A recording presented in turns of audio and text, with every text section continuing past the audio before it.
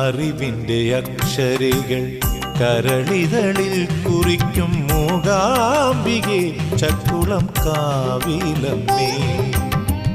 അറിവിൻ്റെ അക്ഷരികൾ കരളിതളിൽ കുറിക്കും മൂകാംബികെ ചക്കുളം കാവിലമ്മേ. അക്ഷരമൂട്ടുന്നോരുണ്ണികളോടൊപ്പം അടിയന്റെ നാവിലും എഴുതുകില്ലേ ദേവി, കാവ്യദാസനായി മാറ്റുകില്ലേ.